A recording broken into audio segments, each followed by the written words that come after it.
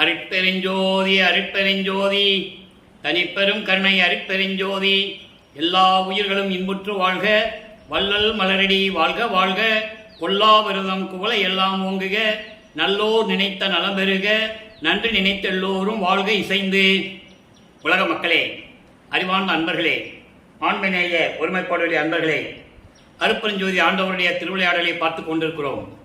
அருட்பெருஞ்சோதி ஆண்டவருடைய திருவிளையாடல் நமது பிள்ளைப்பெருமானவர்கள் இயற்றிய திருவொட்பாவிலிருந்து 6 திருமுறைகளிலிருந்தும் ஒவ்வொரு திருமுறையிலிருந்தும் ஒவ்வொரு பதிகத்தில் இருக்கின்ற ஒவ்வொரு பாடல்களிலிருந்தும் எப்படியெல்லாம் இறைவன் திருவிளையாடல் செய்தார் என்பதையும், அதே நேரத்தில் நமது பிள்ளை பெருமானவர்களுடைய நிலையையும், எந்த ஆண்டில் அவர் இறைவனுடைய திருவருளை பெற்றுக்கொண்டார் என்பதையும் ஒவ்வொரு பாடலின் மூலமாக நாம் பார்த்து கொண்டிருக்கிறோம். இந்த திருவிளையாடல் 1823ஆம் ஆண்டு தொடங்கி 30/1/1874 ஆண்டு வரையில் 51 ஆண்டுகள் திருவிளையாடல் நடந்து கொண்டிருக்கிறது. இந்த 51 ஆண்டு திருவிளையாடல்களை 8 ஆண்டுகளாக பிரித்து தன் மகனுக்கு அருளை கொடுத்து கொண்டிருக்கிறார் அருட்பெருஞ்சோதி ஆண்டவர். சமயங்களும் மதங்களும் மார்க்கங்களும் உருவான காலகட்டத்தில் தனது செல்வப்பிள்ளையை ஒரு தாயின் வழியாக இந்த பூலோகத்திற்கு வருவிக்க செய்து, அந்த சமயங்கள் மதங்கள் மார்க்கங்களில் கூறப்பட்ட நெறிகளை பின்பற்ற வைத்து அதன் வழிகளிலே நடக்க செய்து, அதன் பின் இதெல்லாம் தேவையில்லை என்ற நிலையில் வரும்போது சுத்த சன்மார்க்கத்தை மகனுக்கு கொடுத்து எப்படியெல்லாம் அருளை செய்தார் என்பதை தான் நாம் பார்த்து கொண்டிருக்கிறோம். இந்த பிரபஞ்சம் தோன்றிய காலத்திலிருந்தே அருட்பெருஞ்சோதி ஆண்டவர் ஏராளமான எத்தனையோ திருவிளையாடல்கள் செய்திருந்தாலும் கூட கலியுகத்தினுடைய கடைசி திருவிளையாடல், கலியுகம் 1900 ஆண்டுகளில் முடிந்துவிட்டது. கலியுகத்தினுடைய கடைசி திருவிளையாடல் இந்த ஒளி யுகத்திலே சுத்த சன்மார்க்க காலத்திலே எப்படியெல்லாம் நடந்தது என்பதை தான் நாம் பார்த்து கொண்டிருக்கிறோம். யுகங்களுக்கும் சரி, அதாவது கிரேத யுகம், திரேத யுகம், துவார யுகம், கலியுகம், இந்த பிரபஞ்சத்தில் தோன்றிய 4 யுகங்களுக்கும் சரி, மதங்கள் சமயங்கள் மார்க்கங்களுக்கு சரி, அதற்கான கால அளவுகள் ஆயுள் காலம் உண்டு. அது முடிந்த பிறகு உலக மக்களுக்கென்று ஒரு ஆன்மீக பாதை வேண்டும், ஒரு ஆன்மீக வழி வேண்டும். அந்த ஆன்மீக நெறியிலே உலக மக்களெல்லாம் சமரசமாக, எல்லோரும் சமரசமாக வாழ வேண்டும், இன்புற்று வாழ வேண்டும் என்பதற்காகவே சுத்த சன்மார்க்கத்தை நிறுவி அதை தன் மகன் கையில் ஒப்படைப்பதற்காக இந்த பூலோகத்துக்கு தன் மகனை வருவிக்க செய்தார். அந்த நிலையை நம்ம பார்த்துக்கிட்டு இருக்கோம். பிள்ளைப்பெருமானவர்கள் வருவிக்க உற்று 8 ஆண்டுகள் வரையிலும், வருவிக்க உற்ற ஆண்டிலிருந்து 8 ஆண்டுகள் வரையும் இறைவனிடமிருந்து எந்த அருளை பெற முடியாமலும், தான் யார் என்ற தெரியாத நிலையில் இருக்கும்போது அவர் எப்படியெல்லாம் துன்பப்பட்டார் என்பதையும், அதன் பிறகு 9வது ஆண்டிலே மகனை ஆட்கொண்ட பிறகு அவருடைய நிலைகள் எப்படி மாறுகிறது என்பதையும் தான் பார்த்து கொண்டிருக்கிறோம். திருவருள் முறையீடிலிருந்து நாம் தொடங்கி இருக்கிறோம். திருவருள் முறையீடு மொத்தம் 232 பாடல்களை கொண்டது. இன்று நாம் பார்க்க வேண்டிய பாடல் 165வது பாடல். பாடலை நல்லா கவனிங்க. அந்த காலகட்டங்களில் சமயங்களும் மார்க்கங்களும் மதங்களும் ஏற்படுத்தப்பட்ட அந்த நெறிகளிலே இருந்து கொண்டு நமது பிள்ளை பெருமான் அவர்கள் இறைவனை எப்படியெல்லாம் வர்ணனை செய்கிறார், யார் இறைவன் என்பதையும், அதே நேரத்தில் உன்னால் வருவிக்க உற்ற பிறகு நான் இப்படி துன்பங்களை எல்லாம் அனுபவித்துக் கொண்டிருக்கிறேன், எனக்கு விரைவில் வந்து அருள வேண்டும் என்ற முறையீடுகளையும் செய்து கொண்டிருக்கிறார். அதுதான் திருவருள் முறையீடிலே நாம் பார்த்து கொண்டிருக்கிறோம். பாடலை நல்லா கவனிங்க. பாடல் உங்களுக்கு புரியாட்ட கூட இறைவன் கொடுத்த விளக்கம் மிகவும் எளிமையாக இருக்கும். நல்லா கவனிச்சிக்கணும். இப்போ அவருக்கு சிவபெருமான் தான் இறைவன். சமயங்கள் மதங்கள் மார்க்கங்கள் கூறப்பட்ட நெறிகளிலே அவர் இருந்து கொண்டிருக்கிறார். திருநீர் பூசுவது, உத்தராட்ச மாலையை அணிந்து கொள்வது, அந்த சங்கற்ப விகற்பங்களிலே இருந்து கொண்டு உருவ வழிபாடு செய்து கொண்டிருக்கிறார். வேள்வி வளர்த்து நமச்சிவாய சிவாய நம, நமச்சிவாய ஓம் சிவாய நம என்று சொல்லி இறைவனை வேண்டிக் கொண்டிருக்கிறார். அந்த நிலையில் இருக்கும்போது நாம் பார்த்து கொண்டிருக்கிறோம். அவர் அப்படிதான் இருக்கணும், காலத்தின் கட்டாயம். அல்கண்டம் ஓங்கும் அரசே, நிந்தன் அடியார் மதுர சொல் கண்ட போதும் என் புன்கண்ட நெஞ்சம் துணிந்து நில்லாது இல்கண்ட மெய்த்தவர் போல் ஓடுகின்றது. அறிந்து தீங் கல் கண்டு எனினும் அக்கல் கண்ட காக்கை அக்கல் கண்ட காக்கை நிற்காது என்பாரே. இது பாடல். இப்போ இந்த பாடலிய விளக்கம் பாருங்க. அதாவது அசுரர்களிடமிருந்து தேவர்களை காப்பாற்றுவதற்காக பார்க்கடலை ஒரு பாம்பை வைத்து மத்தாக வைத்து கடைந்து கொண்டிருக்கிறார்கள். அந்த பாம்பு அரக்கன் என்பது அவங்களுக்கு தெரியாது. அப்போ அந்த பார்க்கடலிலே அமுதம் வருகிறது. உடனே பாம்பு அந்த அமுதத்திலே விஷத்தை கக்குகிறது, உமிழ்கிறது. பிரம்மன், திருமால் முதல் அத்தனை தேவர்களும் என்ன செய்வதென்று தெரியாமல் திகைத்து கொண்டிருந்த போது சிவபெருமான் வந்து அந்த அமுதத்திலே உண்டான அந்த விஷத்தை மட்டும் எடுத்து தான் உண்டு கழுத்தில் நீட்டிக் கொள்கிறார். அதான் சொல்றாரு, அல் கண்டம் ஓங்கும் அரசே. அதாவது கொடிய விஷத்தை தான் உண்டு கழுத்திலே நீட்டிக் கொண்ட இறைவனே, உன்னுடைய அடியார்களின் இனிமையான பேச்சு கேட்ட போதும், உனது அடியார்களின் இனிமையான பேச்சு கேட்ட போதும் என்னுடைய குற்றமுள்ள மனம் உறுதியுடன் நிற்காமல், அவர்களுடைய பேச்சை நான் கேட்டுட்டு இருக்கேன். உனது தொண்டர்கள் உனது பெருமையை பேசிக் கொண்டிருக்கிறார்கள்.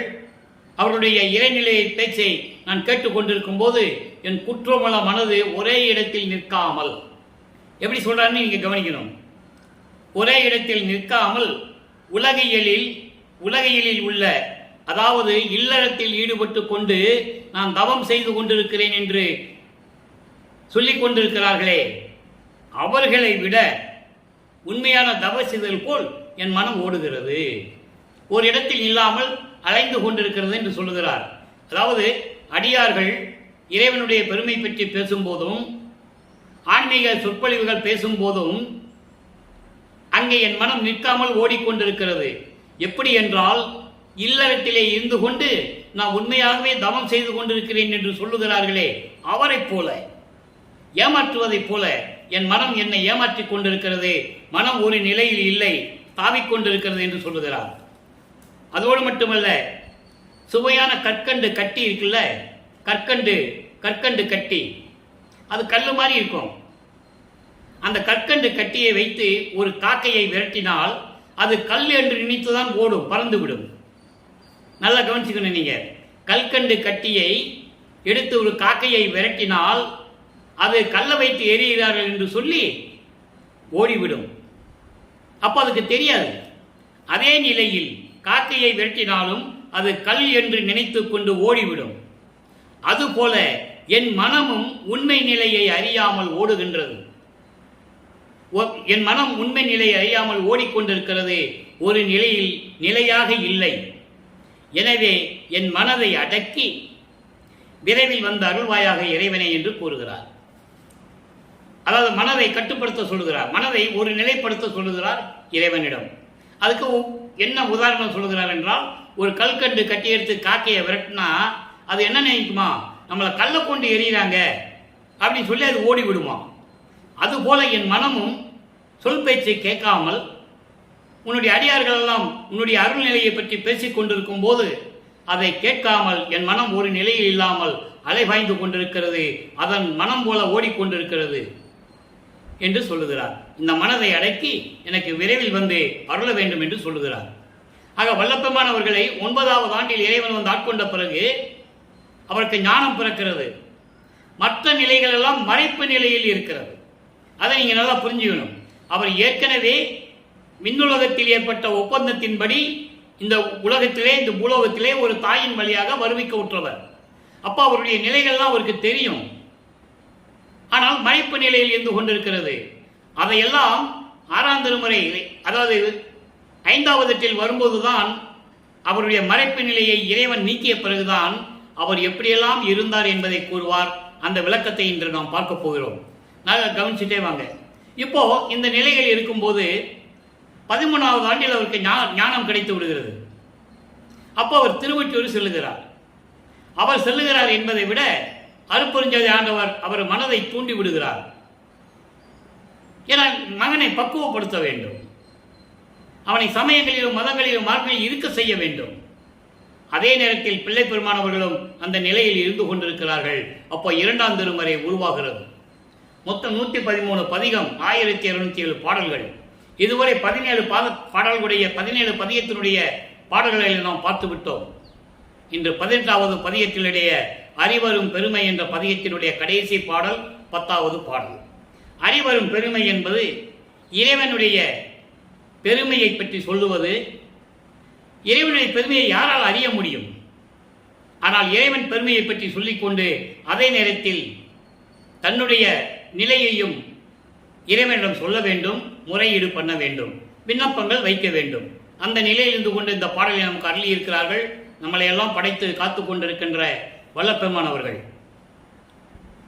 என்னை நின்னவனாக கொண்டு, நல்லா கவனிக்கணும், என்னை நின்னவனாக கொண்டு நின் கருணை என்றும் நன்னீரால் ஆட்டி, நின் கருணை என்னும் நன்னீரால் ஆட்டி, என்னை நின்னவனாக கொண்டு நின் கருணை என்னும் நன்னீரால் ஆட்டி அன்னை அப்பனுமாய் பரிவு கொண்டு ஆண்ட அண்ணலே. தன்னை ஆட்கொண்டதை சொல்லுகிறார். ஆண்டாறு 3வது ஆண்டிலே ஆட்கொண்ட அருள் கடலே, ஆரோடு 3வது ஆண்டிலே என்னை ஆட்கொண்ட கருணை கடலே என்று சொல்லுவார். என்னையும் இந்த சிறியவனையும் மகனாக இந்த பூலோகத்திலே என்னை வருவிக்க செய்து என்னை ஆட்கொண்டு உனது கருணை என்னும் நன்னீரால், உன் கருணை என்னும் அருளால் என்னை வளர்த்து நன்னீரால் ஆட்டி என்று சொல்லுகிறார். அருளால் வளர்த்து எனக்கு அன்னையும் அம்மாவும் அப்பாவுமாக விரும்பி இருந்து கொண்டு, அன்போடு இருந்து கொண்டு என்னை ஆண்ட அண்ணலே, என்னை ஆண்ட இறைவனே. நல்லா கவனிக்கணும். இப்போ சிவபெருமான் தான் அவருடைய இறைவன் சொல்லிட்டு இருப்பார். ஏன்னா சமயங்களையும் மதங்களையும் மார்க்கங்களை சார்ந்த இறைவன், சமயத்தினுடைய தலைவன் சிவபெருமான். பல பெயர்கள் உண்டு. ஒவ்வொரு இடத்துக்கு ஒரு திருவிளையாடல் செஞ்சுட்டு அங்கங்கே ஒரு பேர் வச்சிருவாங்க.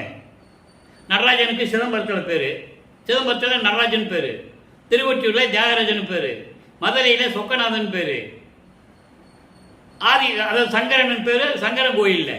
இப்படி ஒவ்வொரு இடத்துலையும் ஒவ்வொரு பேர்கள் உண்டு, கணக்கில் அடங்காது. இதெல்லாம் இருக்கக்கூடாதுன்னு தான் அருட்பெருஞ்சோதி ஆண்டவர் ஆதியும் அந்தமா தோன்றிய அருட்பெருஞ்சாண்டவரே அப்போதான் உதயமாகி தன் மகனை உலகிற்கு கொண்டு வருகிறார். அந்த படிப்படியாக நம்ம பார்த்துட்டு இருக்கோம். இப்போ சிவபெருமானை பற்றி தான் சொல்ல முடியும் அவர், என காலத்தின் கட்டாயம் அப்படிதான் சொல்லணும். பாம்பை கழுத்தில் அணிந்து கொண்டவன், கங்கையை தலையில் கொண்டவன், பின்னிய சடையை உடையவன், இப்படியெல்லாம் சொல்லுவார். அப்படிப்பட்ட இறைவனை என்னை ஆண்ட அண்ணலே, நன்னரும் பொருளே, யாரும் அறிய முடியாத, யாரும் அடைய முடியாத இறைவனே. இங்கே இப்படி சொல்லுவாரு, சுத்த சன்மார்க்கத்தை பெற்ற பிறகு யாரும் அடைய முடியாத இறைவன், யாரும் பார்க்க முடியாத இறைவன் அருட்பெருஞ்சோதின்னு சொல்லுவார். அந்த வித்தியாசத்தை நீங்க புரிஞ்சுக்கணும். சமயங்களிலும் மதங்களிலும் மார்க்கங்களில் இருக்கிற தலைவர்களுடைய செயல்கள் எல்லாம் எப்படி இருந்தது? சுத்த சன்மார்க்கத்தின் தலைவனாகிய அருட்பெருஞ்சோதி ஆண்டவர், அவர் தான் உண்மையான கடவுள். நல்லா புரிஞ்சுக்கணும். அப்படிப்பட்ட இருக்கும்போது அங்க என்ன சொல்றாருன்னு நம்ம பார்க்க போறோம். நன்னரும் பொருளே, உன்னரும் தெய்வநாயக மணியே.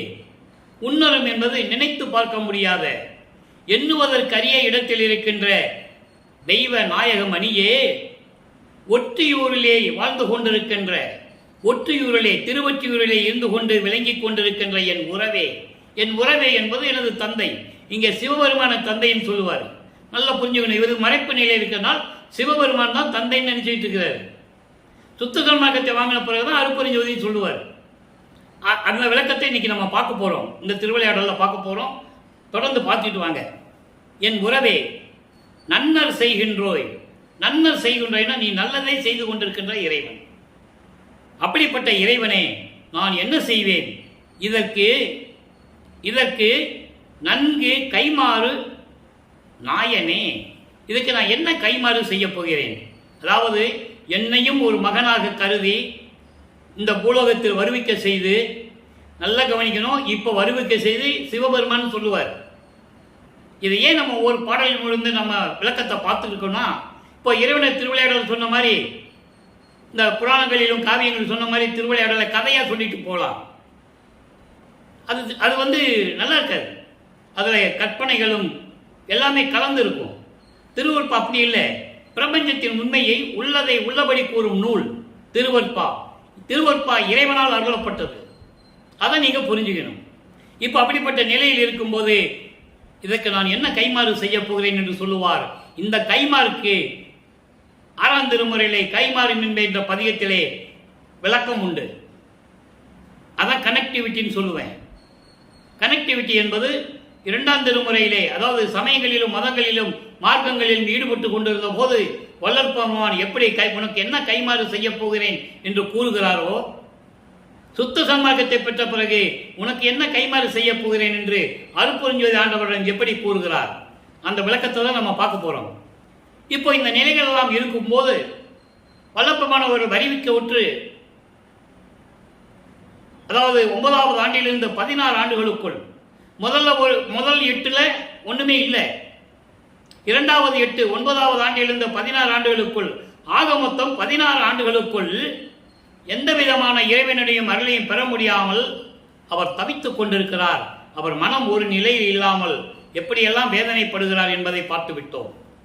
இப்போ வல்லப்பெருமானவர்கள் 3வது 8ல் அடியெடுத்து வைக்கிறார். 3/24 17வது ஆண்டிலிருந்து 24 ஆண்டுகளுக்குள், அந்த 8 ஆண்டுகளுக்குள் திருவொற்றியூரிலே என்ன நடந்தது என்ற நிலையை ஒவ்வொரு பாடல் மூலமாக பார்த்து கொண்டிருக்கிறோம்.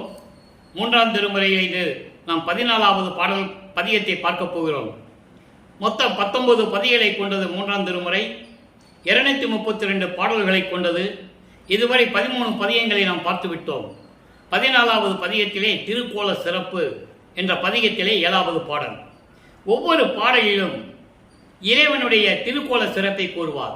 திருக்கோல சிறப்பு என்பது பவனி வருவதை பார்த்து அவருடைய அழகை ரசித்து எப்படிப்பட்ட பேரழகு உடைய இறைவன் என்று கூறுவார். 17 ஆண்டுகள் வரைக்கும் இதை பார்க்காத இறைவன் நமது வல்லற்பமானவர்கள், நான் அவர் இறைவன் தான் சொல்லுவேன்.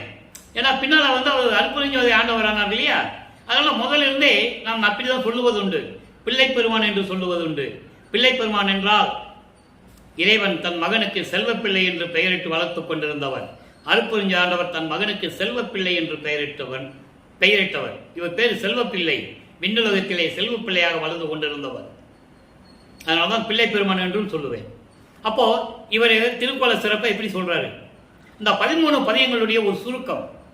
ஏன்னா இன்னைக்கு பதிவு பார்க்குறவங்களுக்கு அந்த விளக்கம் தெரியணும்ல. திருவொற்றியூரிலே அங்கே ரோட்டில் நின்றுட்டு இருக்காரு, கோயிலுக்கு எதுக்க எந்த விதமான ரியாக்ஷனே கிடையாது யார்கிட்ட இருந்து, தியாகராஜ பெருமான் கிட்ட இருந்து. அது பிறகு இவர் என்ன பண்ணுவார், ஏன் நம்ம இவ்வளவு தூரம் வரோம், செய்கிறோம், முறையிடுறோம், கண்ணீர் விட்டு அழுகுறோம் இறைவன்கிட்ட, ஒரு காட்சியும் கொடுக்கறது இல்லை, வந்து பேசுறதும் இல்லை அப்படின்னு சொல்லி நாரையையும் கிளிகளையும் தூது அனுப்புவார். தன்னுடைய உள்ள குமுறலை, தன்னுடைய மனதில் இருப்பதை நாரையிடம் சொல்லி, நாரையே நீ போய் தியாகராஜ பெருமான்கிட்ட சொல்லுன்னு சொல்லி சொல்லுவார். இதுவும் போய் சொல்லும், நாரையும் போய் சொல்லும், பதில் திரும்பி இவர்கிட்ட வராது. நாரையை அப்படியே அனுப்பி வச்சிருவார் தியாகராஜ பெருமான், நீ இப்போ நான் பார்த்துக்கிறேன். அதே மாதிரி கிளிகளையும் அனுப்புவார், கிளிகளும் திரும்பி வராது. இப்படிப்பட்ட சூழ்நிலையில் என்ன பண்ணுவாங்க, உலகியல்ல ஒரு குடும்பத்தில் கஷ்டம் வந்தது, பிள்ளைகளுக்கு கல்யாணம் பண்ண முடியல, நாட்கள் கடந்து போகுது, இந்த நிலையில் என்ன குறி கேட்க போவாங்க இல்லையா. அதே போல இவர் ஒரு குறத்தி பெண்ணிட போய் குறி கேட்க போறாரு. அப்போ அவருக்கு எந்த நிலையும் தெரியாது, அதை நீங்க நல்லா புரிஞ்சுக்கணும். ஒரு குறத்தி பெண்ணிட்ட போய் குறி கேட்க போகும்போது அவருடைய மனக்குமுறலை எப்படியெல்லாம் சொல்லுகிறார் என்பதை பாடல்களிலே பார்த்தோம். எப்படிப்பட்ட இறைவன் வந்து எனக்கு இன்னும் என் கூட வந்து சேரல, ஒரு குறி பார்த்து சொல்லன்னு சொல்லுவாரு. அங்க குறி ஓடாது, சோழி விழுந்தாதானே குறி ஓடாது. அப்போ பதிகம் 14 திருக்கோல சிறப்பு. இப்ப நிலைகள் மாறுது, ஏன்னா ஆண்டுகள் கடந்து போகுது இல்லையா. இப்ப நிலைகள் மாறும்போது இறைவனுடைய திருக்கோலம் பவனி வரும்போது, அந்த பவனி வரும்போது அவருடைய அழகை எப்படி ரசித்தார் என்பதை பாடலிலே கூறுகிறார். நீருக்கும் மதிக்கும் நிலையாக நீண்ட சடையார் நின்று நரா ஆர்க்கும் பொழில் சூழ் ஒற்றிவானர் திருவொற்றிவானர் பவனி வர கண்டேன். அப்பா இப்பதான் சொல்லுவார், பவனி வர கண்டேன். பார்க்கும் அரிக்கும் பங்கையர்க்கும் பன்மாதவருக்கும் பன்னவருக்கும் யாருக்கும் அடங்கா அவர் அழகை என்னவென்று உரைப்பது ஏந்திலையே. இது பாடல். அதாவது என்ன சொல்றாருன்னா, நீர்னா கங்கை, மதியன பிறைசந்திரன். கங்கையையும் பிறைசந்திரனையும் நீண்ட பின்னிய சடையில் சூடிய இறைவன் அப்படிப்பட்ட இறைவன் நின்று நரா ஆர்க்கும் பொலிசூழ் திருவொற்றி வாணர். அதாவது நீர்நிலைகளும் சோலைகளும் பண்ணைகளும் வயல்களும் நிறைந்து அழகுமிகு திருவொற்றியூரிலே இருக்கின்ற இறைவன் பவனி வர கண்டேன். அப்படிப்பட்ட இறைவன் இன்று பவனி வருவதை நான் கண்டேன் சொல்லிட்டு, பவனி வந்தாலும் சொல்லிட்டார்ல, அவர் அழகு எப்படிப்பட்ட அழகாம்?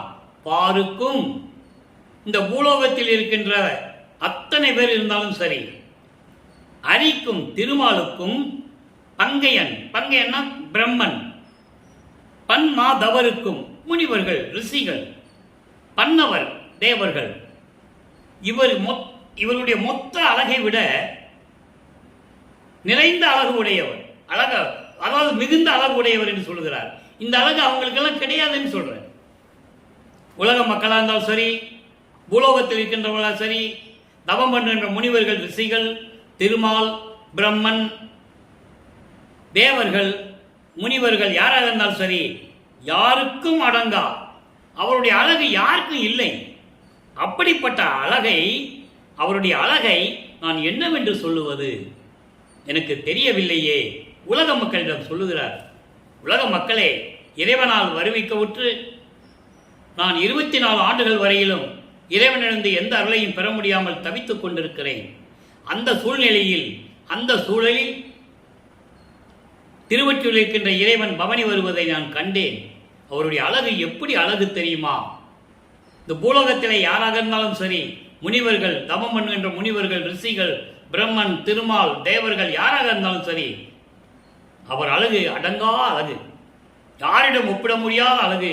அவர் அழகை நான் என்னவென்று சொல்லுவது தெரியவில்லையே என்று சொல்லி இந்த பாடலை நம் காலில் இருக்கிறார்கள். இப்போ வழக்கமானவர்கள் 4வது எட்டில் அடியெடுத்து வைக்கிறார். இப்போதான் நிலைகள் மாறிக்கிட்டு வருது. இப்போ 4வது எட்டு என்பது 4×32. இப்போ 24 ஆண்டுகள் வரைக்கும் எந்த நிலையில் வல்லற்பமான் இருந்தார்கள் என்பதை நாம் பாடலின் மூலமாக விளக்கமாக பார்த்து விட்டோம். இப்போ 25வது ஆண்டிலிருந்து 32 ஆண்டுகளுக்குள் என்ன நடந்தது? இங்கே தான் இறைவன் எப்படி வருகிறாரு, தன்னை ஆட்கொள்ளுகிறார், எப்படி விண்ணுலகத்திலிருந்து திருவழியாக நடந்து வந்து, எப்படிப்பட்ட திருவடிகள், காலிலே கல்லிலையும் முள்ளிலையும் கால் குத்தி செவந்து போய் தெருவிலே நடந்து வந்து நான் பூட்டிய வீட்டு கதவை திறக்க செய்து அவர்தான் திறக்கிறாரு. எப்படியெல்லாம் அருளை கொடுத்தார் என்பதை கூறுகிறார். அதை அருள் பிரகாச மாலை பாடலிலிருந்து பார்த்து கொண்டிருக்கிறோம். அருள் பிரகாச மாலை மொத்தம் 100 பாடல்களை கொண்டது. இன்னைக்கு 85வது பாடலை பார்க்க போகிறோம். இதனுடைய விளக்கத்தை பார்ப்பதற்கு முன்னால் ஒரு திருவிளையாடல். தனக்கோடி அம்மையாருக்கு, அதாவது உலகியலில் சொல்லுவாங்க, அவருடைய அக்கா பொண்ணு தனக்கோடியை கல்யாணம் பண்ண சொன்னாங்க.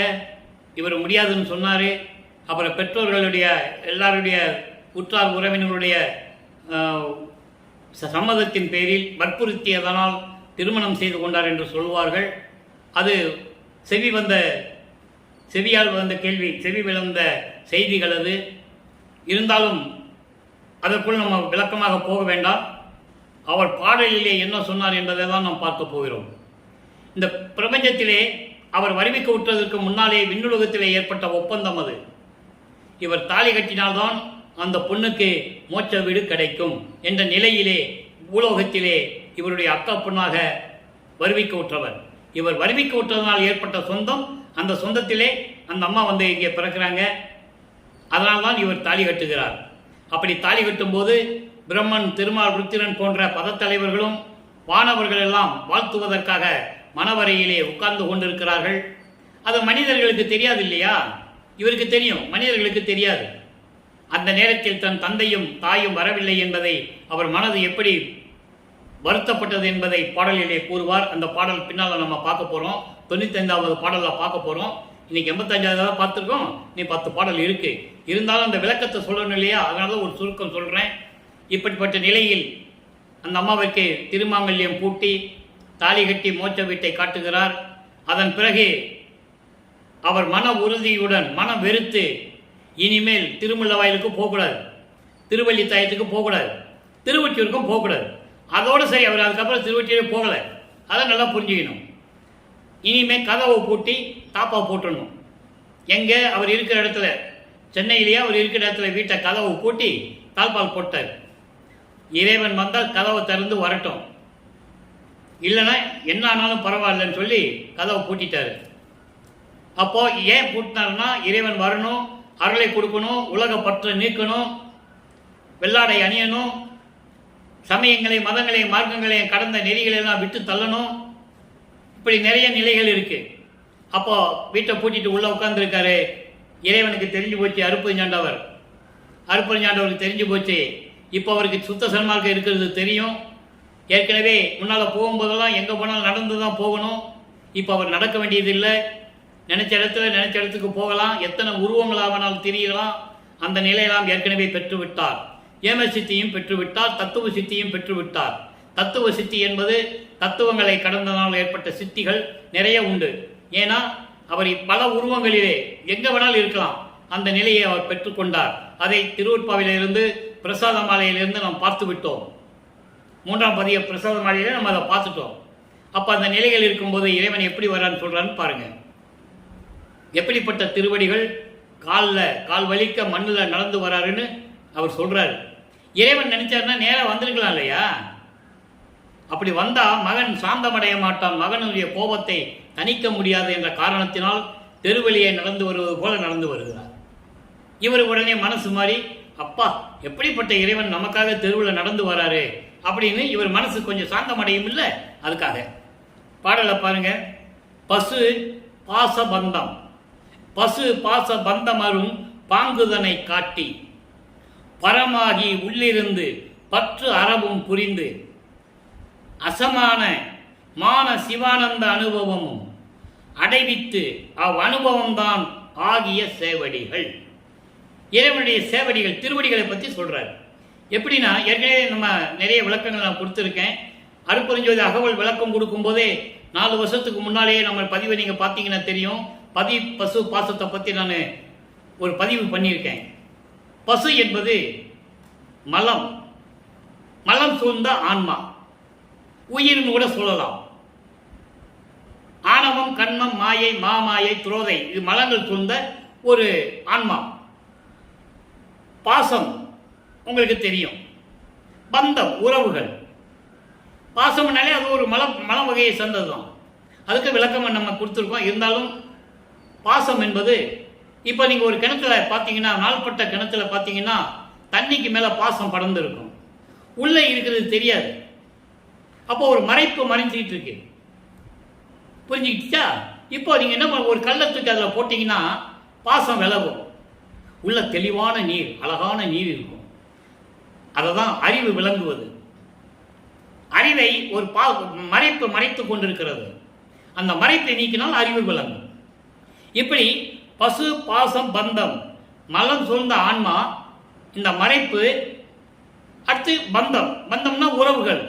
இவற்றையெல்லாம் நீக்கக்கூடிய ஒரு தன்மையை காட்டி, அற்று பாங்குதனை காட்டி, இவற்றை நீக்கக்கூடிய தன்மைகளை காட்டி, பரமாகினா மெய்ப்பொருளாகி, உள்ளத்திலிருந்து பற்று அறவும் புரிந்து, எல்லா பற்றுகளையும் நீக்கபடி செய்து, மா சிவானந்த அனுபவம். மா சிவானந்தம் அனுபவம் என்பது இறை அனுபவம். அசமான அசல் என்ன? உண்மையான சிவானந்த அனுபவம், இறை அனுபவமும் அடைவித்து அனுபவம் தாமாகிய சேவடிகள். அந்த அனுபவம் தான் இறைவனுடைய திருவடிகள். ஒன்றும் இல்லை, எளிமையான விளக்கம். மலங்கள் சூழ்ந்த ஆன்மாவையும் மறைப்பு உள்ள அந்த அறிவையும் உறவையும் எப்படி நீக்க வேண்டும் என்ற ஒரு வழியை காட்டி, மெய்ப்பொருளாகி உள்ளத்தில் இருக்கின்ற அத்தனை பற்றுகளையும் நீக்கி, உலக விடயங்கள், மண்ணாசை, பெண்ணாசை, பொன்னாசை, இவற்றையெல்லாம் நீக்கி உயர்ந்த நிலையில் இருக்கின்ற இறை அனுபவத்தை அடைவிக்கக்கூடிய சேவடிகள். அப்படிப்பட்ட திருவடிகள் வசு மீது வருந்தியிட. வசு என்பது பூமி, இந்த பூலோகம். மண்ணுலகத்திற்கே விண்ணுலகத்திலிருந்து மண்ணுலகத்திற்கு கால்வலிக்க நடந்து அடியேன் இருக்கும் மனையை, இந்த அடியேன் இருக்கக்கூடிய வீட்டை தேடி அடைந்து அணிக்கதவும் திறப்பித்து, திறப்பித்து தான் நமக்கு முக்கியமான வார்த்தை. ஏன்னா இவர் பூட்டிடுறார் இல்லையா, இவர் போய் திறக்கல, அவர் வந்து திறக்கிறார். எப்படி உள்ள வச்சு பூட்டை எப்படி திறக்க முடியும்? கையை கட்டம் பூட்டு திறக்க போகுது, தாழ்பால் திறக்க போகுது. திறப்பித்து அங்கேயே எழுந்தருளி விசுவாசம் உற, விசுவாசம் மகன் மீது அவ்வளவு நம்பிக்கை, இந்த மகன் மீது அவ்வளவு நம்பிக்கை, உரிமை, அன்பு, பாசம், எப்படி வேணா சொல்லலாம். அதோடு அன்போடு பாசத்தோடு என்னை மகனே என்று அழைத்து ஒன்று கொடுத்தாய், ஒரு அருள்படையை கொடுத்துட்டார். ஆக 24 ஆண்டுகள் வரைக்கும் எந்த விதமான அருளையும் கொடுக்காத இறைவன் இவர் வீட்டை பூட்டிட்டு உள்ள உட்கார்ந்த உடனே இனிமே காலம் தாமதம் செய்யக்கூடாது. ஏன்னா 32 ஆண்டுகள் முடிந்து விட்டது. வல்லற்பெருமானுக்கு வயது இல்லை, அவர் வருவிக்க விட்டு 32 ஆண்டுகள் முடிந்து விட்டது. வல்லற்பெருமான் ஒவ்வொரு யுகத்திலையும் இருந்தவர், அவருக்கு ஏது வயது? மக்கள்கிட்ட யார் சொல்லல, அதனால அவருக்கு தெரியாது. மக்களுக்கு சாமியார்னு சொன்னாங்க, துறவின்னு சொன்னாங்க. அவர் ஒரு போகிப்பா, ஒரு சித்தருப்பா, கதையாசிரியர்ப்பா, பாடலாசிரியர்ப்பா, இப்படிதான் சொன்னாங்களே தவிர அவர் ஒவ்வொரு யுகத்திலும் இருந்த இறைவன் என்று அவர் யாரும் சொல்லலையே. இறைவனுடைய பிள்ளைனை யாரும் சொல்லல. அதை நீங்க நல்லா புரிஞ்சுக்கணும். அப்போ இந்த நிலையில் இருக்கும்போது விசுவாசம் முறை, நம்பிக்கையோடு உறுதியாக அன்போடும் பாசத்தோடும் வா மகனை என்று அழைத்து கட்டி அணைத்து என் கையில் ஒன்று கொடுத்தார். ஒன்று என்பது அருள்கொடை. என்ன அருள்கொடை என்றது இன்னைக்கு நம்ம ஒவ்வொரு பாடல பார்க்க போறோம். கொடுத்தார். ஏன்னா அருள்கொடையை கொடுத்ததெல்லாம் இந்த பாடலை சொல்ல முடியாது, ஒன்றுன்னு தான் சொல்ல முடியும். அதனால ஒன்றுன்னு சொல்லிட்டாரு. அதன் விளக்கத்தை நம்ம இன்னைக்கு பார்க்க போறோம். ஒவ்வொரு பாடல் இருந்து பார்த்துட்டு இருக்கோம். விடையவா, காலை வாகனம் மீது வருகின்ற இறைவனே. நல்லா கவனிக்கணும். இப்போ அவருக்கு அருட்பெருஞ்சாண்டவர் தெரியும், ஆனால் அவர் சொல்ல முடியாது. காலை மீது வாகனம் உடையவன் யாரு? சிவபெருமான் தான். இன்னும் ஒரு சமயங்களையும் மதங்களையும் மார்க்கங்களையும் கடக்கல, இன்னும் அவர் விடல. அந்த பற்றுலாம் இருந்து கொண்டு இருக்கிறார். திண்ணூர் பூசிக்கிட்டு உத்தராட்சி போட்டுக்கிட்டு இன்னும் அப்படிதான் இருக்கிறார். சுத்த சன்மார்க்கம் இருக்கிறது தெரியும், இனிமேல் வாங்க போகணும். அப்படி இருக்கும்போது சொல்லுகிறார், நீ அருள் பெருமை என்னவென்று சொல்லுவேன், வியப்பாக இருக்கிறது என்று சொல்லி இந்த பாடலை அருளி இருக்கிறார்கள். ஏன் பாடல் மூலமாக சொல்லுகிறார்? உலக மக்களுக்கு தெரியப்படுத்த வேண்டும். அதனால்தான் திருவருட்பாவையினுடைய கான்செப்டே ஒரு இறைவனால் ஒரு பிள்ளையாக இந்த பூலோகத்திற்கு வருவிக்க விட்டதிலிருந்து, ஏன்னா அந்த சமயங்களும் மதங்களும் மார்க்கங்களும் தேவையில்லைன்னு சொல்லணும். அதை நீங்க நல்லா புரிஞ்சுக்கணும். அப்போ மகனை அங்கே இருக்க வைக்கணும், மகனை பக்குவப்படுத்தணும். அதுக்காக அங்கே இருக்கிறார். இப்போ அருள்கொடையை வாங்கியாச்சு, பற்றுகளை திறந்தாச்சு, சமயங்களையும் மதங்களையும் மார்க்கங்களையும் சொல்லப்பட்ட நெறிகளை முழுசாக விட்டாச்சு, திண்ணீர் பூசுறதை விட்டாச்சு, உத்தராட்சி மாலையை போடுறதை விட்டாச்சு, எல்லாம் முடிஞ்சு போச்சு. கடுக்கான கலட்டதெல்லாம் இறைவன் வந்து கலட்டினது. அதெல்லாம் செய்வவெளி செய்திகள் என்ன சொல்லுவாங்கன்னா, திருடன் போய் கலட்டினாரு, இவர் போயிட்டே இருந்தாரு மாட்டு வண்டியில, திருடங்கள்லாம் வந்தாங்க, எல்லாம் ஓடி போயிட்டாங்க, இவர் படுத்து இருந்தாரு, திருடன் வந்து கடுக்கான கலட்டினா, திரும்பி படுத்தாரு, இன்னொரு கடுக்கான கலட்டினா. இறைவனுடைய திருவிளையாடல். எனக்குன்னா இவர் பேர் வைக்கும் போதே அங்கே பின்னலூர்னு ஒரு ஊர் இருக்கு மருதூரில். அந்த ஊரில் ராமலிங்கேஸ்வரர்னு ஒரு கோயில் இருக்கு, சிவன் கோயில், ராமலிங்கீஸ்வரர் கோயில். அதான் ராமையா பிள்ளைக்குடைய குலதெய்வம். இவர் தெய்வ குழந்தைன்னு அவங்களுக்கு எப்படி தெரியும்? தெரியாதுல்ல. அதனால அங்கே போய் குல வழக்கப்படி மொட்டை போட்டு காது குத்தி கடுக்காம போட்டுடுறாங்க. அப்போ கடுக்கம் போட்டதை அவர் முன்னிலையில் போட்டு அவர் தான் வந்து கலட்டணுன்றதை, அதான் இறைவனுடைய திருவிளையாடல். அது பல விதமாக அவர்களுடைய கருத்து கேட்டு விளக்கம் சொல்லுவார்கள், அதுக்குள்ள நம்ம போக வேண்டாம். அப்போ இந்த மாதிரி நிலைகள்லாம் மாறும்போது எல்லாத்தையும் விட்டுவிட்டு சுத்த சன்மார்க்கத்தை வாங்குவதற்கு அங்கே செல்லுகிறார்.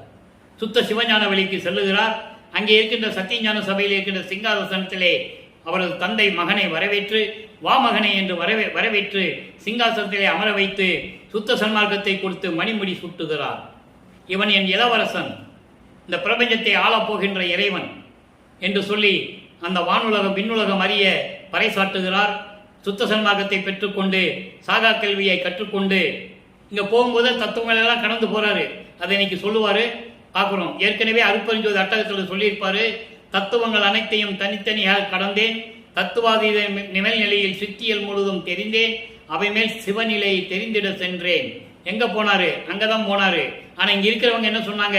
152 வருஷமாக சொல்லிக்கிட்டு இருக்காங்க. எப்படி அவர் எங்கேயோ போயிட்டாருப்பா, 6 மாதம் கழிச்சு தான் வருவார், 1 வருஷம் கழிச்சு தான் வருவார், 3 மாதம் கழிச்சு தான் வருவார்னு சொல்லுவாங்க. இதையும் ஒரு படி மேலே போய் அவர் கூட இருந்த முதல் மாணாக்கர் என்று சொல்லப்பட்ட வேலாயுதம் அவர்கள், அவர் இங்கே இல்லவே இல்லப்பா, அவர் இங்கே அவர் பாயில படுத்து இருந்தாரு, பாயை சுருட்டிக்கிட்டு ஐரோப்பா நாட்டுக்கு போயிட்டாருன்னு சொல்லிட்டாரு. அவரு ஆதாரங்கள் இருக்கு, யாரும் மறுக்க முடியாது. இப்பவும் நீங்க போனா கூட சித்தி வளாகத்தில் ஒரு கல்வெட்டில் ஒருத்தர் எழுதி வச்சிருக்கிறாரு, அதை நீங்க படிச்சுக்கலாம். புரியுதா? யாருமே அவர் இறைவன் என்று நினைக்கல. கூட இருந்தவர்கள் சரி, சுற்றி இருந்தவர்கள் சரி, சுற்றமும் சரி, உறவினர்களும் சரி. உறவினர்கள் சுற்றம் எப்படி வந்தது? இவர் வருவிக்க விட்டதனால் வந்தது. அதை நீங்க நல்லா புரிஞ்சுக்கணும். எல்லாருமே இவர் யாருமே அவர் மதிக்கவே இல்லையே, அதான பிரச்சனையே. ஆனா பாடல்ல சொல்றாரு, என்றைக்காவது ஒரு நாள் எவனாவது ஒருவன் சொல்லுவான் என்று சொல்லி பாடலை இயற்றினார்கள், இயற்றி கொடுத்திருக்கிறார்கள். அதை இந்த வள்ளலார் ஒளியன் சொல்லிக் கொண்டிருக்கிறேன். நீங்க எத்தனையோ சொற்பொழிவுகளை பார்த்துருப்பீங்க, எத்தனையோ சன்மார்க்க சொற்பொழிவாளர்களை நீங்க பார்த்துருப்பீங்க, பேச்சை கேட்டிருப்பீங்க. யாரும் உண்மைகளை சொல்லவில்லை என்பது இப்போ உங்களுக்கு புரியும். அப்ப இந்த நிலையில் இருக்கும்போது ஏன் இதை சொல்றேன்னா, ஒரு ஆதங்கம். 202 வருஷம் ஆச்சு ஒளி யுகம் பிறந்து, சுத்த சன்மார்க்க காலம் பிறந்து 152 வருஷம் ஆச்சு. சுத்த சன்மார்க்க காலம் பிறந்து 152 வருஷம் ஆச்சு. அதை ரொம்ப சூட்சமாக சொல்லுவார் ஒரு இடத்துல. 1873 ஆண்டு சொல்லுவார், கலியுகம் முடிஞ்சிருச்சு, கலியுகம் முடியறதுக்கு நீ 27 வருஷம் இருக்குன்னு சொல்லுவார். 1873 ஆண்டு வருஷம் சொல்லும்போது கலியுகம் முடியறதுக்கு 27 வருஷம் இருக்குன்னு சொல்லுவார். அப்போ 1900 ஆண்டு கலியுகம் முடிஞ்சிருச்சு. சுத்த சன்மார்க்க காலம் தொடங்குவதற்கு 12 மாதங்கள் இருக்கிறது என்று சொல்லுவார். மக்கள்கிட்ட யார் சொல்றது? ஒரு ஆள் கூட சொல்லல. அது எதை வச்சு சொன்னாரு? 30/1/1874 இரவு 12 மணிக்கு இவர் இறைவனாக போகிறார். அப்போ சுத்த சன்மார்க்க காலம் தொடங்குகிறது. அதை மனசுல வச்சுக்கிட்டு தான் சூட்சமா சொன்னாரு, 12 மாதங்கள் இருக்கிறது என்று 1873 ஆண்டு சொல்லுகிறார். 12 மாதம் என்பது ஒரு வருடம். நல்லா புரிஞ்சுக்கணும். இவ்வளவு விளக்கங்களாக அவர் கொடுத்திருக்கிறார், ஆதாரங்கள் உண்டு, எல்லாமே இருக்கு. அப்போ இந்த நிலையில் இருக்கும்போது இங்கே பூலோகத்திற்கு மறுபடியும் திரும்பி வந்து கருங்குழியிலே இருக்கிறார். கருங்குழியிலே உறைவிடமாக இருந்து கொண்டிருக்கிறார். அங்க 9 ஆண்டுகள் இருக்கிறார். அங்கதான் தந்தையும் மகனும் உரையாடி எதிர்காலத்தில் என்னென்ன செய்யணுன்றத எல்லாம் பிளான் பண்ணதெல்லாம் அங்கதான். எப்படியெல்லாம் உருவாக்க வேண்டும், தர்மசாலையை உருவாக்க வேண்டும். அதன் பிறகு எப்படி உங்க கோர்ட்டுக்கு போவாங்கன்னு தெரியும், கோர்ட்டில் போய் நீதி வாங்க வேண்டும். அதுக்கப்புறம் சத்தியஞான சபையை, அங்கே இருக்கிற சத்தியஞான சபையை அப்படியே எங்கள் மக்களுக்காக கட்டி கொடுக்கணும். எல்லாம் உரையாடி தந்தையும் மகனும் பேசியதெல்லாம் கருங்குழியில். இப்போ பாருங்க, பாராந்தர வந்தாச்சு. இப்போ வல்லப்பமானவர்கள் 5வது எட்டில் இருந்து கொண்டிருக்கிறார். ஐயட்ட 40 33வது, அதாவது 32 ஆண்டுகளில் எல்லாம் அருளை கொடுத்துட்டாரு. எல்லாம் பற்றுகளை விட்டாச்சு, வெள்ளாடை போட்டாச்சு, முக்காடு போட்டாச்சு, எல்லாம் பண்ணியாச்சு, சுத்த சன்மார்க்க வாங்கியாச்சு, சாகா கல்வியை கற்றுக்கிட்டு வந்தாச்சு, எல்லாம் முடிஞ்சு போச்சு. இப்போ 33வது ஆண்டிலிருந்து 40 ஆண்டுகளுக்குள் இந்த பூலோகத்திலே எப்படி இருக்கிறார், பூலோகத்திலிருந்து எப்பப்போ அங்கே விண்ணுலகத்துக்கு போகிறாரு, இன்னைக்கு நம்ம பாடலை பார்க்க போகிறோம். அத்தனையும் அதாவது திருவற்பாவில் இருக்கின்ற உண்மைகள். இதில் என்னுடைய சொந்த கருத்தோ கற்பனையோ ஒன்றும் கிடையாது. திருவற்பாவில் இருக்கின்ற உண்மையை அவர் எப்படியெல்லாம் சொன்னார் என்ற பாடல் மூலியமா திருவிளையாடலே நான் சொல்லிட்டு இருக்கேன் உங்களுக்கு. பூலோகத்தில் எப்படி வந்துட்டாரா, இப்போ எப்போ போவார், எப்படியெல்லாம் போவார், எப்படி வருவார் என்றதை இன்னைக்கு பாடலில் நம்ம பார்க்க போகிறோம். நல்லா கவனிங்க. இப்போ முதல்ல தலைவனுடைய செயலை தாய்க்கு சொல்லுவது. இதில் எந்த விதமான குழப்பம் நீங்கள் அடைய வேண்டாம். தலைவி என்பது வள்ளற்பெருமான், தலைவன் அருட்பெருஞ்சோதி ஆண்டவர். தாய்க்கு உரைத்தல் என்பது உலக மக்களுக்கு சொல்லுவது. அதை நீங்க புரிஞ்சுக்கணும். இப்ப பாடல் தன்னை தலைவியாக சொன்னதால் ஒரு பெண்ணாக சொல்லுவது போல இங்கே பாடலை கொடுத்திருப்பார்கள். முதல்ல பாடலை சொல்லிடுறேன், அப்புறம் விளக்கம் சொல்றேன், உங்களுக்கு புரியும். நல்லா கவனிங்க அன்பர்களே. கிடைக்காத அரிய பொக்கிஷமான விளக்கங்கள். நீங்களும் யாருக்கும் இது கேட்டிருக்க மாட்டீங்க, யாரும் சொல்லியிருக்க மாட்டாங்க. ஆறு என்னும் அந்தங்களாகி அன்றாகும் அம்பலத்து ஆடல் செய்யும் ஆனந்த சித்தர். தேறு அறிவாகி சிவானுமதத்தே சின்மயமாய் நான் திளைக்கின்ற போது. தலைவனுடைய செயலை தாய்க்கு சொல்லுவது போல வளர்ப்பமானவர்கள் அருட்பெருஞ்சோதி ஆண்டவருடைய அருள் பெருமையை உலகத்திற்கு சொல்லுவது போல. நல்ல கவனிக்கணும். மாறகள் வாழ்வினில் வாழ்கின்ற பெண்ணே வல்லவள் நீயே. அவர் தலைவியாக சொன்னதனால் தன்னை ஒரு பெண்ணாக உருவப்படுத்தி சொல்லுகிறார். இவ்வளவுதான் வித்தியாசம். வல்லவள் நீயே இம்மாநிலை மேலே ஏறினை என்கின்றார் என்னடி அம்மா, என் கை பிடிக்கின்றார் என்னடி அம்மா. இது பாட்டு. இந்த பாடலுக்கு பொருள் பாருங்க. அதாவது 6 அந்தங்களையும் நான் கடந்து சென்ற போது, கலாந்தம், யோகாந்தம், போதாந்தம், நாதாந்தம், வேதாந்தம், சித்தாந்தம் 6 அந்தங்களையும் கடந்து நான் சென்ற போது அங்கே அம்பலத்தை ஆடல் செய்யும் ஆனந்த சித்தர் எங்க இருக்காரு? அங்கே 14வது நிலையான ஞானத்தில் நிலையான கடவுள் நிலை அறிந்த அம்பயமாகக்கூடிய நிலையில் இருக்கின்ற சுத்த சிவஞான செலியில் இருக்கின்ற ஆனந்த சித்தர் அருட்பெருஞ்சோதி திருவிளையாடல் செய்து கொண்டிருக்கின்றவர் ஆடல் செய்யும் ஆனந்த சித்தர். எப்படி இந்த 6 அந்தங்களையும் கடந்து நான் சென்று கொண்டிருந்த போது ஏற்கனவே அங்கே இருக்கிறார் அருட்பெருஞ்சோதி ஆண்டவர். சரியா? அம்பலத்திலே திருவிளையாடல்கள் செய்கின்ற ஆனந்த சித்தர் அங்கே இருக்கிறார். தேறு அறிவாகி அனுபவத்தே, அதாவது இறை அனுபவத்தில் தேறு அறிவாகி, தெளிவான அறிவாகி, மெஞ்ஞான அறிவாகி சிவானந்தத்தே சின்மயமாய் நான் திளைக்கின்ற போது, மெஞ்ஞான அறிவில் மெஞ்ஞான அறிவாய் நான் இன்பத்தில் இருந்தபோது, ஆனந்தமாக இருந்தபோது. இவர் எல்லாம் கடந்து அங்கே போறாரு. அவங்க அப்பனை பார்க்கிறாரு. அங்க அந்த விளக்கத்தை பின்னால் ஒரு பாடல் இருக்கு. அதான் கனெக்டிவிட்டின்னு சொல்லுவேன். ஒரு பாடலுக்கு ஒரு பாடல் கனெக்ஷன் உண்டு. அங்கே எப்படி ஆனந்தமாக இருந்தாலும் பின்னால் ஒரு பாடல் இருக்க பார்க்க போறோம். அப்படி இருந்த போது மாறு அகல் வாழ்வினில் வாழ்கின்ற பெண்ணே, அதாவது வேறுபாடு இல்லாது. ஏன்னா இவர் சமயங்களையும் மதங்களையும் மார்க்களையும் விட்டுட்டு வந்தாரு. அங்கதான் முரண்பாடுகள், வேறுபாடுகள். சைவ சமயத்திலேயே ஏற்பட்ட முரண்பாடுகள், வைஷ்ணவ சமயத்தில் ஏற்பட்ட முரண்பாடுகள், அதுக்கும் சுத்த சமயத்துக்குள்ள முரண்பாடுகள், வேறுபாடுகள் எல்லாவற்றையும் நீக்கிவிட்டு இல்லாது இந்த உலகிலே வாழ்விலே இருந்து கொண்டிருக்கின்ற நான் வல்லவள் நீயே என்று என் தந்தை கூறுகிறார். என்னை பார்த்து சொல்லுகிறார், மகனே நீ எல்லா முரண்பாடுகளையும் விட்டுவிட்டு நான் என்னென்ன கட்டளையிட்டேனோ அதுபோல செயல்பட்டு என் மனம் மகிழும்படி, என் மனம் சந்தோஷப்படும்படி, ஆனந்தப்படும்படி நீ எப்படியெல்லாம் அதெல்லாம் விட்டுவிட்டு உலகியல் வாழ்க்கையையும் விட்டுவிட்டு நீ இருந்து கொண்டிருக்கின்ற எனது மகனே நீதான் வல்லவன். வல்லவள் நீ ஏன் சொல்றாருல? அப்ப அருட்பெருஞ்சாண்டவர் மகனை பார்த்து சொல்றார். இத உலக மக்களுக்கு சொல்றார், தாய்கிட்ட சொல்லும் மாதிரி சொல்றார். இதான் வித்தியாசம். வல்லவன் நீயே என்று இம்மாநிலை என்பது இந்த பூலோகத்தில் உன்னை நான் வருவிக்க செய்தேன். வருவிக்க செய்த பிறகு நீ எவ்வளவு துன்பங்களை அனுபவித்தாய், இருந்தாலும் உறுதியுடன் இருந்தாய். சமயங்களிலும் மதங்களிலும் மார்களில் சொல்லப்பட்ட முரண்பாடுகளை எல்லாம் விட்டுவிட்டு இந்த உலகியல் வாழ்க்கையை எல்லாம் மறந்து இந்த பூலோகத்திலே நீ வல்லவனாக திகழ்ந்து விட்டாய் என் மகனே என்று என் தந்தை என்னை பார்த்து சொல்லுகிறார் என்று சொல்லி உலக மக்களுக்கு சொல்லுகிறார். அதான் தாய்க்கு சொல்லுவது போல. அப்படி நீ இருக்கிறாய், மேலே ஏறினை என்கின்றார். என் தந்தையை சொல்லுகிறார், மகனே நீ மேலே வந்து விட்டாய். மேலே என்பது கடவுள் நிலைக்கு நீ உயர்ந்து விட்டாய். இனிமேல் நான் உன்னோடு நிரந்தரமாக கலந்து கொள்வதுதான் பாக்கி. அங்கே அது எங்க நடந்தது? மேட்டுக்குப்பம் சித்தி வளாகத்தில். அதெல்லாம் சொல்லணும்னு இன்னும் நமக்கு 1 வருஷம் ஆகும். அது வரைக்கும் இந்த திருவிளையாடல் தான் சொல்லிட்டு இருக்க முடியும். அது கடைசியை நம்ம பார்ப்போம்.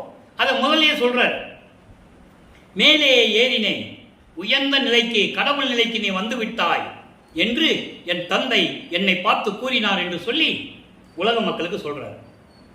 என் கைப்பிடிக்கிறார் என்னடி அம்மா, இது அம்மா கிட்ட சொல்லுவது போல, ஒரு தாய்கிட்ட சொல்லுவது போல என் கையை பிடிக்கிறாரு அப்படின்னு என்ன அர்த்தம்? என்னை கட்டி அணைத்து கொஞ்சி குலாவி மகிழ்ந்தார் என்று உலக மக்களுக்கு சொல்லுகிறார். இதான் அந்த பாடலுடைய பொருள். இப்போ உங்களுக்கு புரிஞ்சிருக்குன்னு நினைக்கிறேன். அடுத்து அந்த தாய் செவிலிக்கு கூறுதல். செவிலி என்ன? வளர்ப்பு தாய். வளர்ப்பு தாய் என்றது மற்றவங்களுக்கு சொல்றது. யாருக்கு? விண்ணுலகத்துக்கு சொல்லுவது. அதை நல்லா கவனிக்கணும். நீங்க விண்ணுலகம் எப்படி இவருக்கு பணிபடை செய்து அப்படின்னு சொல்லணும்ல. சொல்றாரு பாருங்க, வள்ளலை புணர்ந்தேன் அம்மவோ இதுதான் மாலையோ காலையோ என்றால், எல்லலை தவிர்த்தேன் உலகமெல்லாம் எனக்கே ஏவல் செய்கின்றன என்றால். சொல்லிட்டாரா? ஏவல் செய்கின்றன என்றால் தெல் அமுது அருந்தி அறிவிலா உடம்பும் சித்தியும் பெற்றனன் என்றால். தாய் சொல்லுவது போல, தாய் யாருக்கு? விண்ணுலகத்தில் இருக்கின்றவர்களுக்கு. அல்லியம் துல்லிய மடவி காண்பினோ என்றால், சோர்விலால் நான் பெற்ற சுதையே. சுதை என்பது மகள்.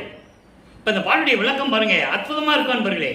இந்த பிரபஞ்சம் தோன்றிய காலத்திலிருந்து கோடான கோடி ரிஷிகள் முனிவர்கள் எத்தனையோ பேர் தோன்றினார்கள்.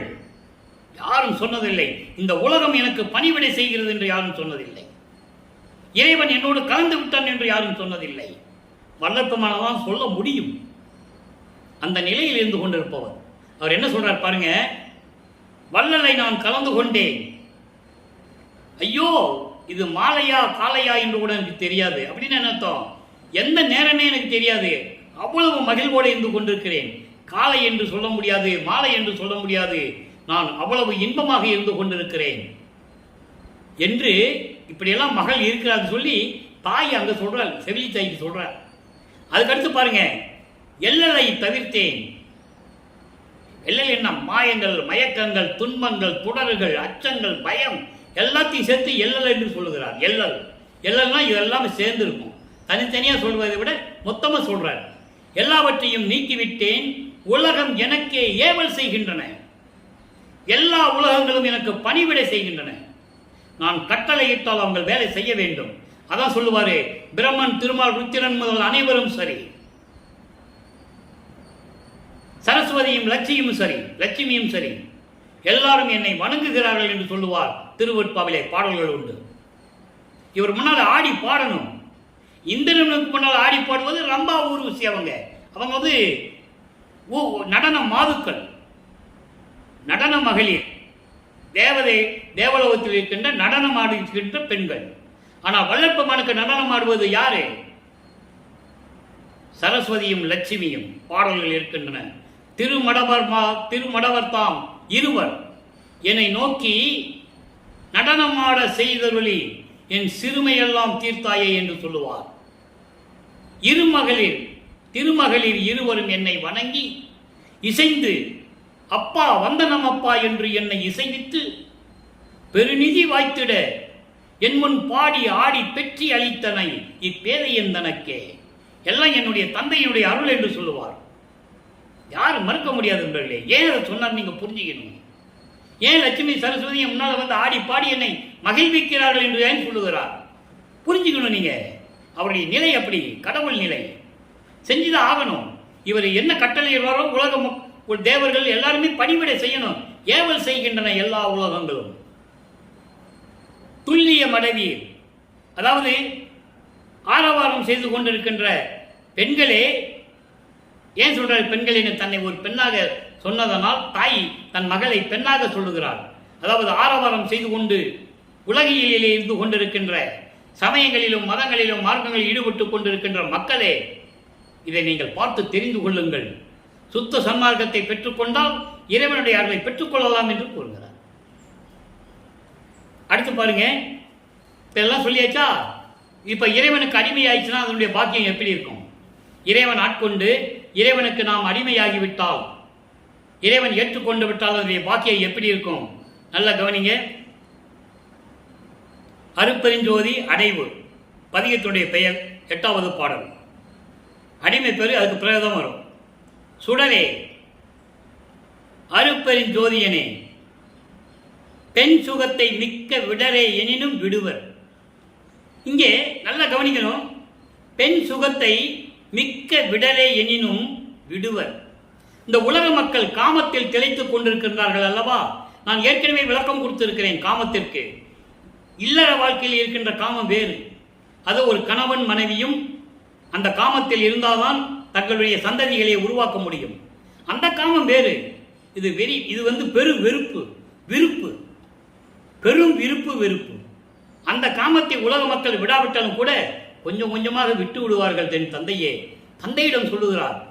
உலக மக்களிடம் பற்று கொண்டு, ஐயோ உலக மக்கள் இப்படியெல்லாம் இருக்கிறார்களே அப்படி சொல்லி இறைவன்கிட்ட அவங்க அப்பாட்ட சொல்றாரு.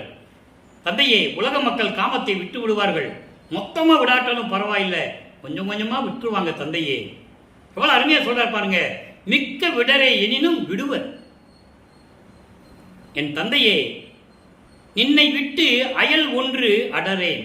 உன்னை தவிர எனக்கு யார் தெரியும்? எனக்கு என்றே மெய் கண்ட நான் மற்ற பொய் கண்ட தெய்வங்களை மேவுவேனோ? அழகா சொல்லுவார். என்னைக்கு நீதான உண்மையான கடவுள்னு சொல்லிட்டு இருக்கேன். நான் எப்படி பிரம்மன் திருமாலுக்குள்ள போய் நிற்பேன்? பிரம்மன் என்னை படைச்சானா? திருமால் என்னை காத்து கொண்டிருக்கிறானா? இல்லையே, எல்லாம் நீதானே. உன் அருளால் பெற்றெடுத்தவன் நான் அல்லவா? நீயே என் தந்தை அருளுடையாய், என்னை நேர்ந்து பெற்ற தாயே என்று சொல்லுவார். ஆக நான் யாரையும் போய் நிற்க வேண்டிய அவசியம் இல்லை. நீ அரை கணமும் கூட உன்னை விட்டு பிரிந்து இருக்க மாட்டேன். அதை என்னால் பொறுத்துக்க முடியாது. ஆணை கண்டாய், உன் மீது சத்தியம், இடரையை தவிர்த்து எல்லா துன்பங்களையும் எல்லா தடைகளையும் நீக்கி, சமயங்கள் மதங்கள் மார்க்கங்களுடைய தடைகளை எல்லாம் நீக்கி, எனக்கு எல்லா நலமும் இங்கு ஈந்தவனே, இந்த பூலோகத்தில் கொடுத்த இறைவனே, என் தந்தையை என்று சொல்லுகிறார். அடுத்து அடிமை பேர்ல பாருங்க, அற்புதமா சொல்லுவாரு. தேர்ந்தேன் தெளிந்தேன். ரொம்ப எளிமையா சொல்லுவார். ஆனால் விளக்கம் பெருசு. தேர்ந்தேன் தெளிந்தேன், சிவமே பொருள் என உள் ஓர்ந்தேன், அருள் அமுதம் உண்ணுகின்றேன், சார்ந்தேன் சிற்றம்பலத்தில் எல்லாம் வல்லானை. எங்க சிற்றம்பலத்தில்? நல்லா கவனிக்கணும். இங்க இருப்பாரு, அடிக்கடி போயிடுவாருன்னு சொன்னல, போயிடுவார். அவன் அருளால் எம்பலத்து எல்லாம் வல்லன் ஆனேன். அதாவது சுத்த சன்மார்க்கத்தில் சிறந்து விளங்கினேன், தெளிந்தேன், தெளிவடைந்தேன். சமயங்களும் மதங்களும் மார்க்கம் சொல்லப்பட்ட நெறிகளும் பொய் என்று உணர்ந்தேன். அதனால் உலக மக்களுக்கு சொல்லிவிட்டேன், எல்லா சாதியும் மதமும் பொய்யே, அவற்றில் புகுதாதீர், சிவம் ஒன்றையே பொருள் என கண்டறினேன். இது ஞான சரியில வரும். நம்ம அந்த விளக்கம் வரும்போது பார்க்க போறோம். அற்புதமா இருக்கும். அப்போ நான் தெரிந்து கொண்டேன், தெளிந்து விட்டேன். அதோடு மட்டுமில்லை, சிவமே பொருள் என உள் உணர்ந்தேன். சிவமே பொருள் என்பது அருப்பெருஞ்சோதிதான் கடவுள் என்று நான் உணர்ந்து கொண்டேன். அருள் அமுதம் உண்ணுகின்றேன். எவ்வளவு அருமையா சொல்றாரு பாருங்க. இங்க என்ன சொல்லுவாங்க, உலகியல்ல போனாரு, விருந்துக்கு போனார்ப்பா, எல்லாரும் சேர்ந்து போய் சாப்பிட்டாருப்பா, சாப்பிட்டாருன்னே சொல்லுவாங்க. இவர் அருள் அமுதம் உண்டவர், மதிமண்டலத்து அமுதம் உண்டவர். பசி நினைக்கும் போதெல்லாம் உள்நாக்கு வழி அமுதம் சுரக்கும். 8 ஆண்டுகளுக்கு முன்னால் இருந்ததெல்லாம், நான் சாப்பிட்ட உணவெல்லாம் அமுதமாயிற்று என்று சொல்லுவார். அவ்வளவு நிலையில் இருந்து கொண்டிருப்பவர் வளர்ப்பமானவர்கள். சாந்தேன் சிற்றம்பலத்தில், நான் சிற்றம்பலத்துக்கு போனேன், அங்க போய் என் அப்பாவோட சேர்ந்துக்கிட்டேன், எல்லாம் வல்லானே. அருப்பெருஞ்சோதி ஆண்டவர்கிட்ட போய் நான் அங்கே சேர்ந்துக்கிட்டேன் சிற்றம்பலத்தில். அவன் அருளால் நான் என்ற நிலை மாறி வல்லவனானே, கடவுள் நிலைக்கு வந்துவிட்டேன் என்று சொல்லுகிறார். அடுத்து திருவருட் பேரு 2வது பாடல். இப்போ அடிமை பேரை பார்த்துட்டோம். இப்போ திருவருட் பேரு, இறைவனுடைய திருவருள் வந்தால் அந்த வாக்கியம் எப்படி இருக்கும்? பயத்தோடு ஒரு பால் படுத்து இருந்தேன். திண்ணையிலே பயத்தோட ஒரு தடவை நான் படுத்திருந்தேன். இறைவனுடைய திருவிளையாடல் சொல்றாரு. அவங்க அப்பா திருவிளையாடல, அவங்க அப்பா வராரு. ஐயோ மகன் கீழே படுத்திருக்கானே, கீழே திண்ணையிலிருந்து கீழே படுத்திருக்கிறானே என்று சொல்லி ஒரு மலர் படுக்கையை, மலர்களால் அலங்கரிக்கப்பட்ட ஒரு படுக்கையை தன் அருளால் உருவாக்கி தன் மகனை மலர் படுக்கையில் தூக்கி படுக்க வைக்கிறார். இதான் இறைவனுடைய பேரு, பாக்கியம். சொல்றாரு, பயத்தோடு ஒரு பால் படுத்திருந்தேன். ஒரு தடவை நான் கீழே படுத்திருந்தேன், பாயிலே படுத்திருந்த போது, தரையிலே பாயிலே எது வேணாலும் நம்ம சொல்லிக்கலாம். படுத்திருந்த போது என் பக்கத்திலே வந்து அன்போடு ஆசையோடு என்னை அணைத்து புன்னகைத்து அன்போடு தூக்கி எடுத்து என்னை மால் சூழலிலே வைத்தனை. மலர்படுக்கையை உருவாக்கி அதை தூக்கி மேலே படுக்க வைத்தாய். நான் பாக்கியவனானேன் பதிந்து. என்னுடைய தந்தை இறைவனால் நான் பாக்கியனாகிவிட்டேன் என்று சொல்லுகிறார். அடுத்து பாருங்க, கைமாறின்மை. அங்கே சொல்லும்போது 2ஆம் திருமுறையில் பார்த்தோம்ல, நான் என்ன கைமாறு செய்ய போறேன்னு சொல்லுவான்ல. இப்ப என்ன கைமாறு செய்ய போறேன்னு சுத்த சன்மார்க்கத்துக்கு வரும்போது என்ன செய்ய போறேன், என்ன வாங்கியிருக்கேன்னு சொல்லுவாரு. அங்க எதுவும் வாங்கல, வாங்குறதுக்கு முன்னாலேயே என்ன கைமாறு செய்ய போறேன்னு தெரியலன்னு சொல்லுவாரு. இப்ப எல்லாத்தையும் வாங்கின பிறகு என்ன கைமாறு செய்ய போறேன்னு சொல்றாரு. நல்லா கவனிங்க. கடுத்த மனத்தை அடக்கி, கடுத்த மனம் என்பது சினம் கொண்ட மனம், மனதில் இருக்கின்ற கோபத்தை அடக்கி ஒரு கணமும் இருக்க மாட்டாதே படுத்த சிறியே. இங்கே படுத்த என்பது துன்பப்பட்ட, கோபத்தை அடக்க முடியாமல் சினத்தை மேற்கொண்டு வந்த போது அது இருக்க மாட்டாமல் நான் துன்பப்பட்ட இந்த சிறியன் குற்றமெல்லாம் பொறுத்து எல்லா குற்றங்களையும் நீக்கி என் அறிவை பல நாளும் தடுத்த தடையை. அறிவை பல நாளும் தடுத்த தடை எது? சமயங்களிலும் மதங்களிலும் கூறப்பட்ட அறியாமை, மூட நம்பிக்கைகள். இதையெல்லாம் தடுத்து நீக்கி என்றும் சாகா நலம் செய்யும் தனி அமுதம், சாகாவரத்தை கொடுக்கக்கூடிய தனி அமுதம், சுத்த சன்மார்க்கம் என்ற ஒரு அமுதத்தை எனக்கு கொடுத்த குருவே, உனக்கு நான் என்ன கைமாறு செய்ய போகிறேன். ஆக 2ஆம் திருமுறையிலே கைமாறு என்ன செய்ய போறேன்னு சொன்னது ஆட்கொண்டதை மட்டும்தான் சொல்லுவார். அதுக்கப்புறம் சொல்ல தெரியாது, எதுவும் வாங்கல இறைவன்டம். வாங்கின பிறகு 6ஆம் திருமுறையிலே ஒரு பதியத்தையே கொடுத்திருக்கிறார், கைமாறின்மை. அதில் சொல்றாரு, இப்படியெல்லாம் நான் துன்பப்பட்டு இருந்த போது என் தடையெல்லாம் நீக்கி எனக்கு சாகாவரத்தை கொடுக்கக்கூடிய சுத்த சன்மார்க்கத்தை கொடுத்து, சுத்த சன்மார்க்கத்தில் இருந்தால் தான் சாகாவரம் கிடைக்கும், சுத்த சன்மார்க்கத்தில் இருந்தால் தான் மரணமில்லா பெருவாழ்வு உண்டு. ஞானசையில முதல் பாடலிலே சொல்லுவார், நினைந்து நினைந்து உணர்ந்து உணர்ந்து நெகிழ்ந்து நெகிழ்ந்து அன்பு நிறைந்து நிறைந்து ஊற்றலும் கண்ணீரானால் உடம்பு நனைந்து நனைந்து அருளமுதே நன்னிதியே ஞான நடத்தரசே என் உரிமை நாயகனே என்று வணைந்து வணைந்து ஏத்துதனாம் வம்பின். வாங்க நம்ம இறைவனை வணங்கலாம், மரணமில்லா பெருவாழ்வில் வாழ்ந்திடலாம் கண்டே. ஆக சுத்த சன்மார்க்கத்தை பெற்றால்தான் மரணமில்லா பெருவாழ்வு. அதை அங்கே குறிப்பிடுகிறார். இப்போ உற்றது உரைத்தல், இறைவனிலிருந்து என்னென்ன வாங்கினான்னு சொல்லணும். நேரம் போய் கொண்டிருக்கிறது, நல்லா கவனிச்சுக்கிட்டே வாங்க. அருளும் பொருளும் யான் பெறவே அடுத்த தருணம் இது என்றே. எனக்கு அருளையும் அருள் செல்வங்களையும் கொடுப்பதற்கு இதுதான் நல்ல நேரம் என்று நினைத்து, எப்படி சொல்ற பாருங்க, நல்ல நேரம் என்று நினைத்து தெருளும்படி, அருள் பக்குவம் அடையும்படி அருள் உணர்த்த தெரிந்தேன். அருள் என்னை உணர்த்திச்சு, நான் தெரிந்து கொண்டேன். துன்பு திகைப்பு ஒளிந்தேன், துன்பங்களையும் திகைப்புகளையும் ஒழித்து விட்டேன். மருளும் மனம்தான் என்னுடைய வசத்தை நின்று வயங்கியதால், மனதில் இருக்கின்ற மாயைகளையும் மயக்கலும் என் நிறுத்தம் ஒரு நிலையாக நின்றதனால் இருளும் தொலைந்தது, அறியாமையும் நீங்கிவிட்டது. சமயம் மதம் மார்க்கங்களுடைய நெறிகள் எல்லாம் என்னை விட்டு நீங்கிவிட்டது. இனி சிறிதும் இழைக்க மாட்டேன், இனிமே நான் சோர்வடைய மாட்டேன், துன்பப்பட மாட்டேன், கலக்கமடைய மாட்டேன் என கருளை என்று கூறுகிறார். இப்போ சொல்லிட்டாரா? தனித்திராளங்கள்ல ஒரே ஒரு பாடலுடைய விளக்கம் இறுதியாக. அம்பலம் சேர்ந்தேன் சொல்லிட்டாரா? இங்க இருப்பாரு, அங்க போயிடுவாரு, இங்க இருப்பாரு, அங்க போயிடுவாரு. இவர் அங்க போன நேரத்தில் இவங்க என்ன சொல்லுவாங்க, இங்க அவரோட இருந்தவங்க உலகில் என்ன சொல்லுவாங்கன்னா, அவர் எங்க போயிட்டாருப்பா. அவர் பாட்டில் சொல்றாரு, எங்க போனேன்னு, அம்பலம் சேர்ந்தேன். அங்க போயிட்டு நான் அங்க திருச்சிற்றம்பலத்துக்கு போனேன். அங்க என்ன பார்த்தேன், எம்பலம் ஆர்ந்தேன். அங்கே தத்துவங்களை கடந்து, அந்தங்களை கடந்து, சரிய கிரிய யோக நிலைகளை கடந்து நான் அங்க போயிட்டேன். அங்க போயிட்டு இருக்கும்போது எல்லா அருள் பலத்தையும் நான் பெற்றுக்கொண்டேன் என் தந்தையிடம் இருந்து. அப்பனை கண்டேன், அங்க போய் நான் பார்த்துட்டேன், என்னுடைய பலம் கூடிடுச்சு. செப்பம் உள்கொண்டேன்.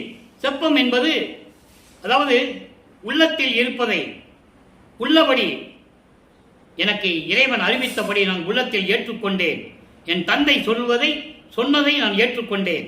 உம்பர் வியப்ப இம்பர் இருந்தேன். விண்ணுலகத்தில் இருக்கின்றவர்கள் தேவர்கள் எல்லாம் வியக்கும்படி நான் பூலோகத்தில் இருந்தேன். என்ன தெளிவா சொல்றாங்க நீங்க புரிஞ்சுக்கணும். உம்பர் வியப்ப இம்பர் இருந்தேன். விண்ணவர்கள் வானவர்கள் வியக்க நான் இந்த பூலோகத்தில் இருந்தேன். போதாது உணர்ந்தேன். நான் படிக்காமலேயே எல்லாம் தெரிந்து கொண்டேன். மீதானம் உற்றேன்.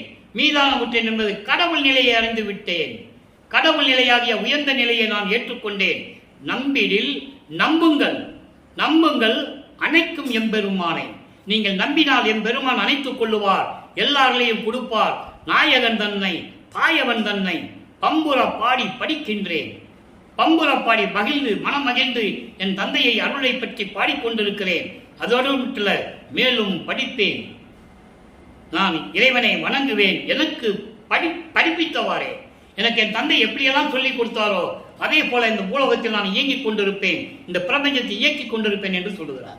எனவே அன்பர்களே, இன்றைய திருவிளையாடலை பார்த்துவிட்டோம். நீங்களும் இறைவனை அருட்பெருஞ்சாண்டவரை ஜோதி வடிவில் தீபமேற்றி, மண் அகல் விளக்கிலே தீபமேற்றி இறைவனை வணங்கி கொலையும் குலையும் தவிர்த்து எல்லார்களையும் பெற்றுக்கொண்டு இந்த வையகத்திலே நீங்கள் வாழ்வாங்கு வாழ வேண்டும் என்று வாழ்த்தி இந்த வள்ளலார் ஊழியன் இறைவனுடைய தயவோடையும் கருணையோடையும் வாழ்த்தி விடைபெறுகிறேன். நன்றி, வணக்கம். மீண்டும் நாளை சந்திப்போம். அருட்பெருஞ்சோதி அருட்பெருஞ்சோதி தனிப்பெரும் கருணை அருட்பெருஞ்சோதி. மீண்டும் நாளை இறைவனுடைய திருவிளையாடல் தொடரும். கண்டு மகிழ்ந்து இறைவனுடைய அருளை பெற்றுக் கொள்ளுங்கள்.